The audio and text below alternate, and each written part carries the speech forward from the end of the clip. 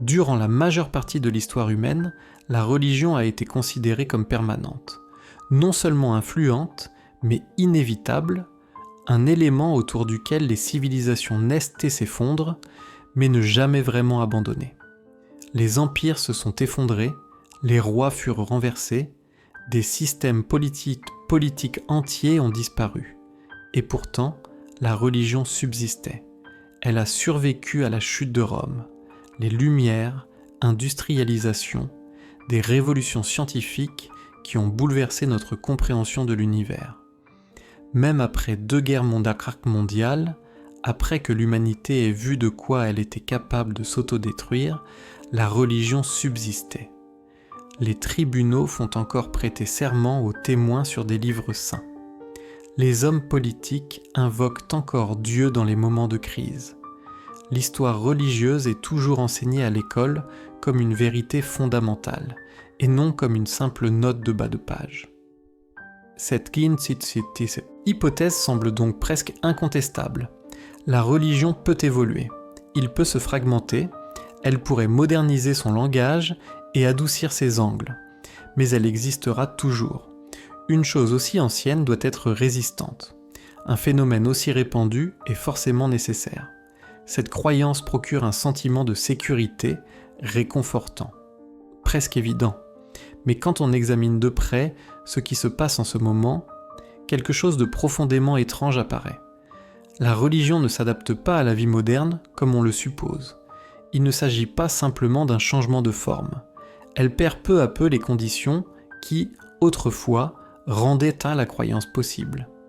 Pas par une rébellion massive, pas par un athéisme colérique, pas en criant que Dieu est mort, mais par quelque chose de bien plus subtil. Dans cette vidéo, vous verrez pourquoi l'effondrement de la religion, s'il se produit, ne ressemblera pas à un rejet spectaculaire ni à une révolution culturelle. Cela semblera calme, bureaucratique, quasiment invisible, une érosion lente plutôt qu'une explosion. Et une fois que vous aurez remarqué ce qui se passe réellement sous la surface, une fois que vous avez repéré les schémas, vous ne pourrez plus les oublier. Car les menaces les plus dangereuses pour les systèmes de croyance ne sont pas des attaques extérieures. Ce sont des absences internes. Si vous appréciez les conversations calmes et sans censure comme celle-ci, rejoindre notre programme d'abonnement à la chaîne contribue à les maintenir en vie et indépendantes. C'est là que ça devient gênant.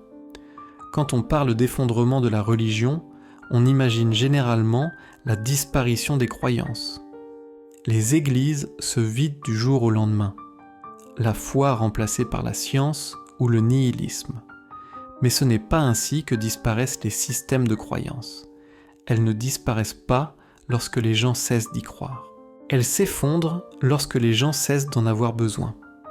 Et pour comprendre pourquoi ce moment de l'histoire est différent de tous les autres moments où la religion a survécu auparavant, nous devons examiner ce dont la religion a toujours dépendu pour fonctionner.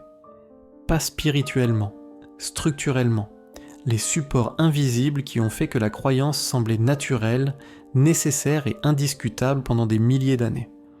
Parce que beaucoup de ces aides font encore l'objet de discussions, mais ils ne sont plus là, et ça change tout. Pour comprendre pourquoi ce moment est différent, il nous faut examiner ce sur quoi la religion a toujours reposé et ce qui disparaît discrètement. La religion n'a pas survécu pendant des milliers d'années parce que les gens étaient naïfs, elle a survécu parce que le monde a rendu la croyance fonctionnelle. Ni vrai, ni faux, fonctionnelle. Pendant la majeure partie de l'histoire humaine, la religion n'était pas qu'un ensemble d'idées.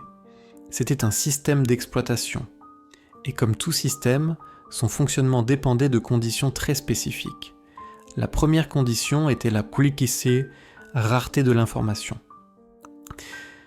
Pendant des siècles, la plupart des gens n'ont eu accès qu'à un seul récit de la réalité, un récit de la création, un cadre moral, une explication à la souffrance, à la mort et au sens de la vie. Si vous êtes né dans un système de croyance, ce système n'était pas en concurrence avec d'autres systèmes. C'était le seul objectif disponible. La religion n'avait pas besoin de faire ses preuves. Il fallait simplement qu'elle existe. La deuxième condition était une autorité sans transparence. L'autorité religieuse n'était pas remise en question car elle ne pouvait être examinée. Les textes étaient inaccessibles. L'interprétation était centralisée. Le doute n'était pas débattu, il était découragé. Les prêtres, les érudits et les dirigeants ne se sont pas contentés d'expliquer Dieu. Ils pourtant représentaient Dieu. Et lorsque l'autorité ne peut être contrôlée, elle paraît absolue. La troisième condition était des cadres moraux fondés sur la peur. La religion ne se contentait pas de dire aux gens ce qui était bien. Cela leur expliquait ce qui se passerait s'ils avaient tort. Récompense éternelle, châtiment éternel, des conséquences cosmiques liées aux choix quotidiens. La moralité n'était pas interne, elle était imposée d'en haut, non pas parce que les gens étaient mauvais, mais parce que la peur est un puissant stabilisateur. La quatrième condition était la plus haute dépendance de l'identité à la communauté. La religion n'était pas quelque chose que vous pratiquiez, c'était quelque chose que tu étais, votre famille, votre tribu, votre statut social. La croyance n'était pas privée, elle était publique, partagée, renforcée chaque jour par le rituel et le sentiment d'appartenance. Renoncer à ses convictions ne signifiait pas simplement être en désaccord, c'était perdre sa place dans le monde. Enfin, la religion offrait un sens et un but externalisé. La vie était dure, la mort était fréquente, la souffrance était constante et inexpliquée. La religion n'a pas fait disparaître la douleur, mais elle l'a expliquée. Cela expliquait aux gens pourquoi ils étaient là, pourquoi ils souffraient et pourquoi c'était important.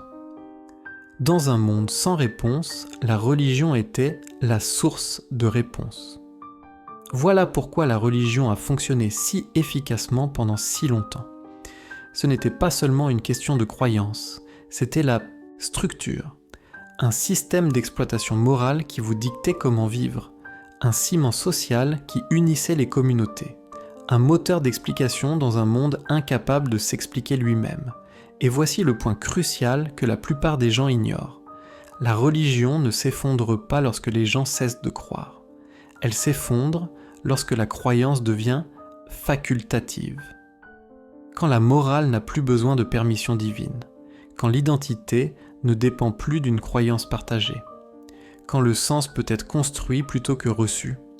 Lorsque des explications sont disponibles sans autorisation.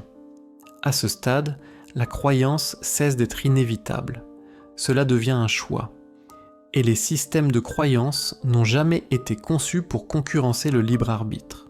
Ce qui est inquiétant, ce n'est pas que l'une de ces conditions s'affaiblisse, c'est que tous le sont en même temps, à travers les cultures, à travers les générations. L'information n'est plus rare. L'autorité est de plus en plus transparente, la peur perd de son emprise, la communauté se reconstruit en dehors de la religion. Le sens est négocié, il n'est pas hérité. Et rien de tout cela ne nécessitait d'argumenter contre Dieu. Je ne me manifeste pas. Pas de rébellion massive. Aucune preuve scientifique visant à imposer la croyance.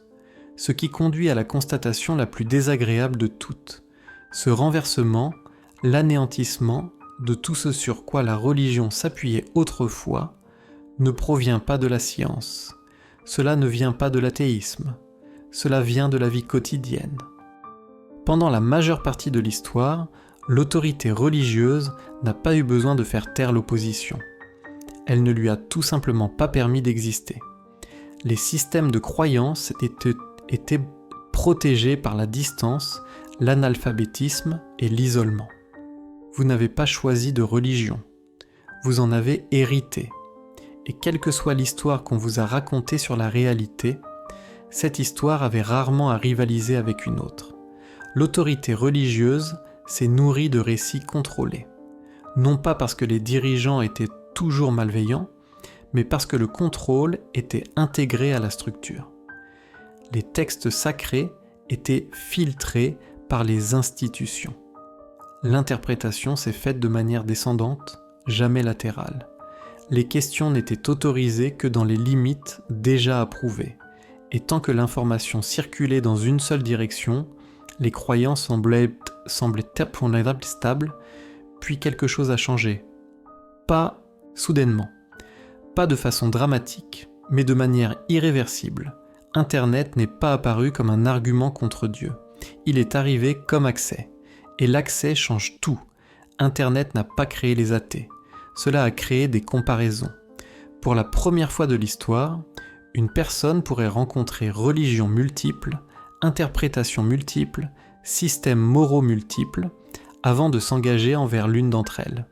Un chrétien pouvait lire le Coran, un musulman pouvait étudier les Védas, un croyant pourrait entendre le témoignage d'un ex-croyant sans médiation.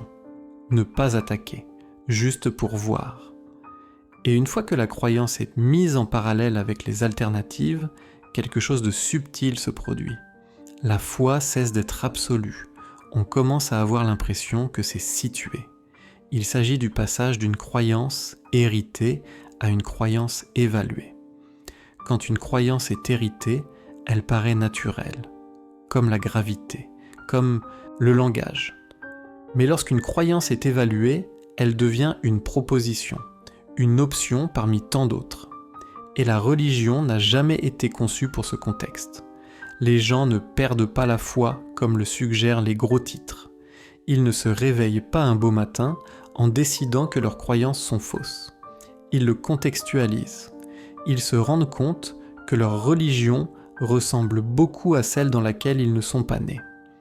Ils constatent que la certitude varie selon les régions géographiques et non la vérité. Ils constatent que ce qui leur paraissait d'une évidence divine semble désormais relever d'une culture spécifique, et cela ne provoque pas toujours d'incrédulité. Souvent, cela engendre quelque chose de plus dangereux pour les institutions. Croyances fragiles, croyances sélectives, croyances symboliques, croire sans exclusivité. Dès lors qu'une croyance devient une option parmi d'autres, son pouvoir se modifie. Il ne commande plus, cela suggère. Elle ne définit plus l'identité, ça le décore. Et voici le moment que la plupart des gens ratent. L'explosion de l'apologétique en ligne, les débats, les défenses, les justifications interminables n'est pas un signe de force religieuse. C'est un réflexe défensif. Les systèmes de croyance ne se barricadent pas intellectuellement lorsqu'ils sont en sécurité. Ils agissent ainsi lorsque la certitude commence à s'effriter. L'apologétique ne s'est pas développée parce que la foi était florissante. Elle s'est développée parce que la croyance était examinée par des personnes qui n'étaient jamais censées le faire. Et l'examen est précisément ce à quoi l'autorité sacrée n'a jamais été conçue pour survivre. Parce qu'une fois qu'on a le droit de demander pourquoi cette croyance et pas une autre, vous avez déjà franchi une limite. Je ne suis pas athée, mais vers l'autonomie. L'autonomie est incompatible avec une autorité incontestée. Mais l'information seule ne suffit pas à faire s'effondrer les croyances. On peut connaître d'autres alternatives et choisir malgré tout la foi. On peut étudier en profondeur et rester religieux. Il a fallu que quelque chose d'autre se casse avant. Quelque chose de plus personnel, plus psychologique, ce qui, autrefois, rendait la croyance nécessaire, non seulement vraie.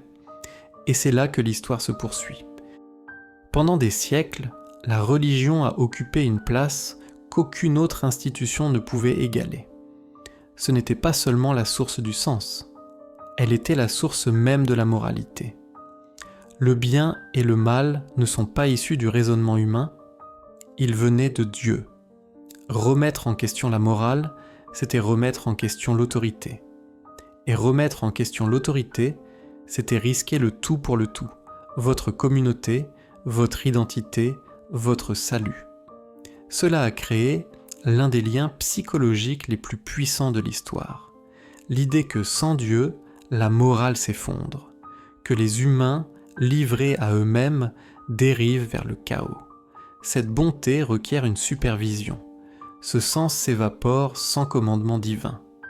Pendant longtemps, cette peur a fonctionné. Non pas parce que les gens étaient cruels, mais parce que l'alternative était terrifiante.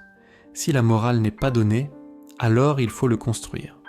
Et bâtir une moralité implique de prendre ses responsabilités. Mais un événement inattendu s'est produit.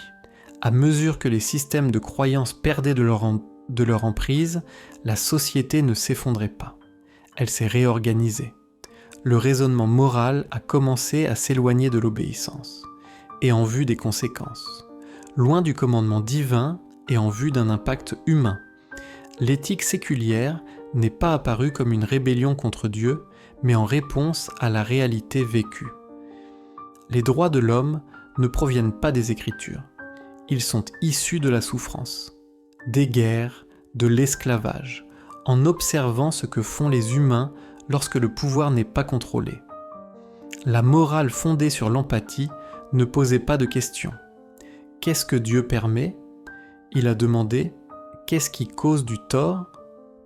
Et cette question s'est avérée incroyablement puissante. L'immoralité n'est pas apparue sans la religion. Ils sont devenus moralement autonomes, ils ont commencé à raisonner sur l'éthique plutôt que de l'hériter, les débattre plutôt que les craindre, les réviser lorsque des preuves démontrent un préjudice. C'est pourquoi l'un des changements les plus étranges de l'ère moderne se produit discrètement. Les désaccords moraux les plus profonds aujourd'hui ne sont pas une question de croyance et de non-croyance. Ces phénomènes se produisent au sein même des religions, des croyants qui se disputent avec d'autres croyants, des universitaires en désaccord sur l'interprétation. Des communautés se fracturent sur la question de ce qu'implique réellement l'amour, la justice et la compassion. Question de genre, sexualité, violence, autorité. La frontière entre la foi et l'athéisme n'est plus tracée, mais entre tradition et empathie, entre obéissance et conscience. Et cela crée un problème que la religion n'a jamais été conçue pour résoudre. Lorsque la morale est extérieure, le désaccord est perçu comme une rébellion. Mais lorsque la morale est intérieure, le désaccord est inévitable. Les systèmes religieux peuvent survivre aux doutes sur les faits. Ils peuvent réinterpréter les textes. Ils peuvent moderniser le langage, mais ils ont du mal à obtenir ce que les gens pensent de leur intuition morale. Plus qu'une simple commande héritée. Car une fois qu'une personne croit qu'elle peut être bonne sans Dieu, Dieu n'est plus le gardien de la morale. Et lorsque Dieu n'est plus nécessaire à la bonté, la peur perd de son influence. C'est le point de non-retour.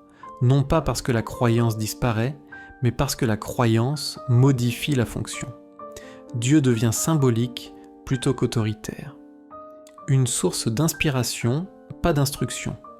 Et une fois que la morale se sera autosuffisante, la religion se voit contrainte d'endosser un rôle inhabituel.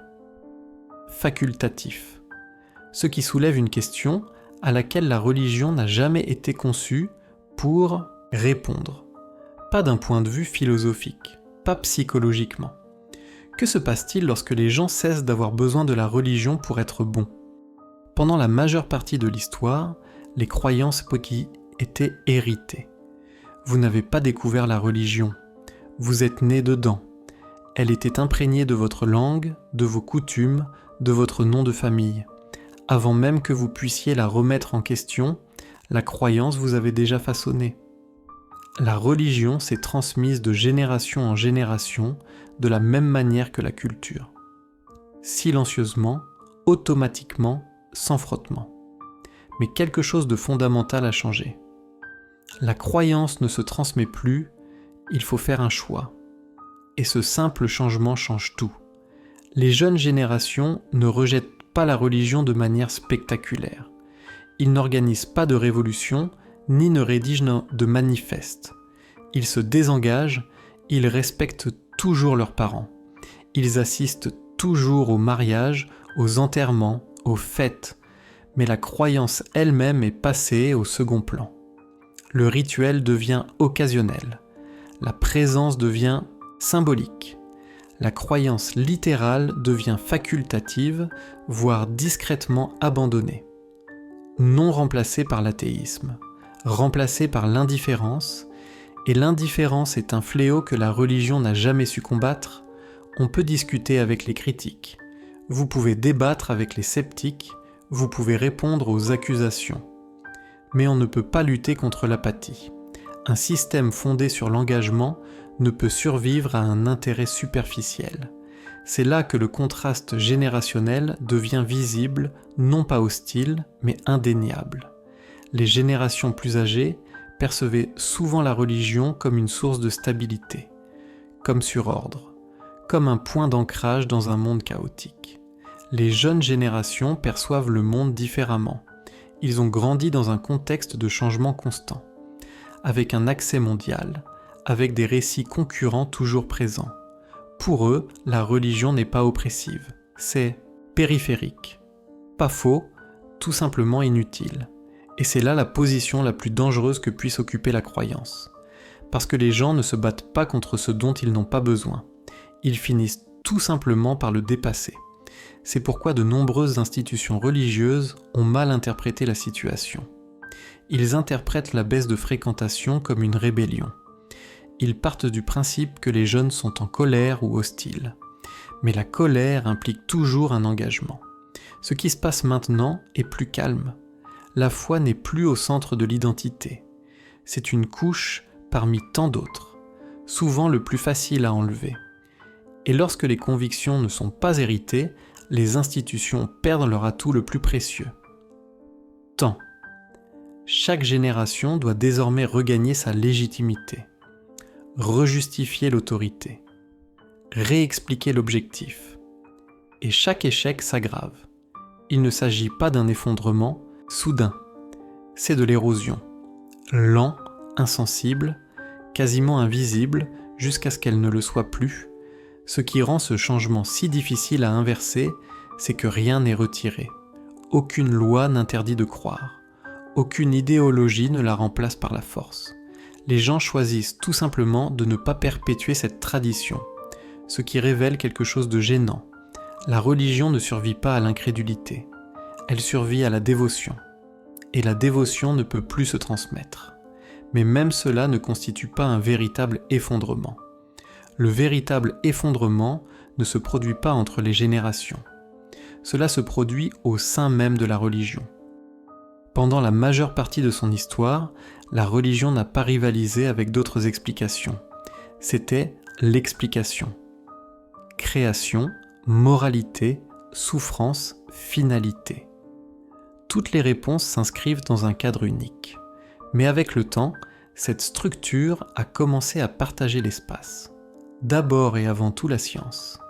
Des récits de création qui expliquaient autrefois l'univers ont été remplacés par la cosmologie, l'évolution et la physique, non pas comme une attaque, mais comme meilleure réponse. Puis, la psychologie est entrée en scène. Des comportements autrefois qualifiés de péchés ont été interprétés comme des schémas de traumatisme, de conditionnement et de biologie. La culpabilité est devenue une expérience psychologique. La tentation est devenue une réponse neurologique. Le mal est devenu un sujet d'étude et non plus de condamnation. Et puis l'histoire a fait quelque chose d'encore plus déstabilisant.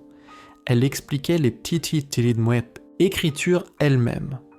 Des textes que l'on croyait autrefois intemporels et immuables se sont révélés être des produits de culture, de langue et de contexte politique spécifiques, écrits par des humains, modifiés par des humains, préservés par des institutions ayant leurs propres intérêts.